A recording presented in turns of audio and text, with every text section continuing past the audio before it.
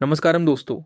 2025 एक ऐसा साल है जहां पॉलिटिकल इंस्टेबिलिटी और जियोपॉलिटिक्स तेज़ी से बदल रहे हैं।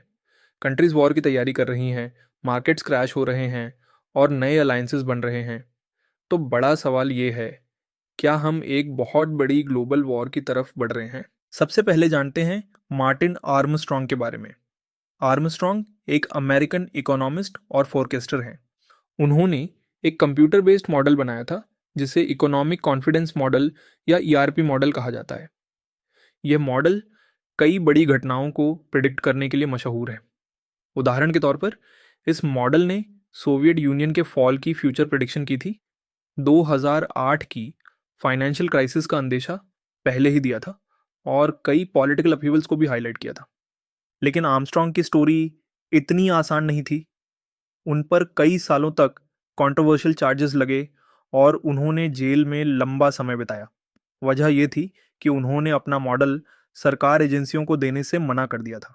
सीआईए और कई एजेंसीज चाहती थीं कि उनके पास यह मॉडल हो क्योंकि इसकी प्रिडिक्शंस काफ़ी एक्यूरेट थीं। लेकिन आर्मस्ट्रॉन्ग ने इसे कभी हैंड ओवर नहीं किया। आज आर्मस्ट्रॉन्ग दुनिया भर में स्पीचेस देते हैं और ओपनली कहते हैं कि आने वाला फ्यूचर काफ़ी टर्बुलेंट होगा। उनका कहना है कि 2028 से 2032 के बीच दुनिया एक बड़े ग्लोबल वॉर की तरफ बढ़ सकती है। इस पीरियड में यूएसए और यूरोप का इन्फ्लुएंस बहुत गिर जाएगा, जबकि चाइना और इंडिया जैसी पावर्स राइज करेंगी।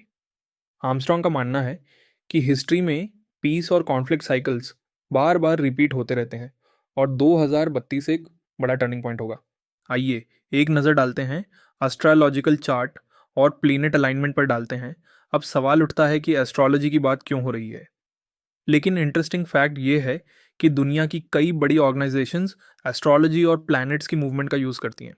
मिलियनियर और बिलियनियर, खासकर फाइनेंस और इन्वेस्टमेंट वर्ल्ड में एस्ट्रोलॉजिकल साइकिल्स पर भरोसा करते हैं, जैसे ब्लैक रॉक, पैलेंटियर और वॉरेन बफेट जैसे बड़े नाम। इन सबके पास कंप्यूटर एल्गोरिदम हैं जिनमें प्लानिटरी मूवमेंट्स और एस्ट्रोलॉजिकल चार्ट का इस्तेमाल किया जाता है। एग्जाम्पल है ब्लैक रॉक का अलेडिन सॉफ्टवेयर। ये सॉफ्टवेयर फ्यूचर इवेंट्स प्रिडिक्ट करता है और ब्लैक रॉक अपनी बड़ी इन्वेस्टमेंट इसी के आधार पर डिसाइड करता है। पलंटेर भी इसी तरह का data driven partly astrological model use करता है। यानी एस्ट्रोलॉजी का इस्तेमाल करना कोई नया या रेयर कॉन्सेप्ट नहीं है। बड़ी ऑर्गेनाइजेशंस और बिलियनियर इन्वेस्टर्स इसे एक्टिवली यूज़ करते हैं और इंटरेस्टिंगली उनकी प्रिडिक्शंस अक्सर 70 से 80% तक सही निकलती हैं। जेपी मॉर्गन का मशहूर कोट भी इसी बात को अंडरलाइन करता है, millionaires don't believe in astrology but billionaires do. अगर हिस्ट्री देखें तो पैटर्न साफ नजर आते हैं। रोमन साम्राज्य के पतन के समय शनि और राहु केतु की विशेष स्थिति अलाइनमेंट थी। फ्रांसीसी क्रांति फ्रेंच रेवोल्यूशन में भी यही पैटर्न दोहराया गया। उस समय शनि और राहु केतु की विशेष स्थितियां थीं और बृहस्पति उच्च अवस्था में था। प्रथम विश्व युद्ध के दौरान शनि और मिथुन कर्क राशि में थे, राहु केतु मेष तुला अक्ष पर थे और बृहस्पति कुंभ और मीन राशि में गोचर कर रहे थे। द्वितीय विश्व युद्ध के समय शनि मेष राशि में नीच में था, बृहस्पति फिर से कुंभ और मीन राशि में थे और राहु केतु मीन कन्या अक्ष पर थे। सन 1999 के कारगिल युद्ध में भी स्थिति कुछ मिलती जुलती थी। उस समय शनि और मेष वृषभ राशि में गोचर कर रहे थे, बृहस्पति मेष राशि में था और राहु केतु सिंह कुंभ अक्ष पर थे। उस समय परमाणु तनाव भी चरम सीमा पर था और अब सन 2026 से 2032 के बीच फिर से वैसा ही संयोग बनने वाला है। शनि मेष राशि में रहेगा और राहु भी उसके साथ युति कॉन्जंक्ट करेगा। राहु केतु मेष अक्ष पर होंगे और बृहस्पति कई बार शनि और राहु पर दृष्टि डालेगा। यानी हिस्ट्री सचमुच खुद को दोहराती नजर आ रही है और ऑनेस्टली ये थोड़ा स्कैरी भी लगता है। अब जरा करंट जियोपॉलिटिक्स देखें। सिग्नल साफ हैं, कॉन्फ्लिक्ट्स लगातार बढ़ रहे हैं। 7 अक्टूबर को इसराइल पर हुआ अटैक पूरी दुनिया को हिला गया। यह विश्वास करना मुश्किल है कि गाजा इसराइल की सीमा में घुस आया और मोसाड, जो दुनिया की प्रमुख इंटेलिजेंस एजेंसियों में गिना जाता है, को इसकी कोई जानकारी न हुई। इसलिए कुछ लोगों के लिए यह संकेत है कि इजराइल जानबूझकर शामिल था।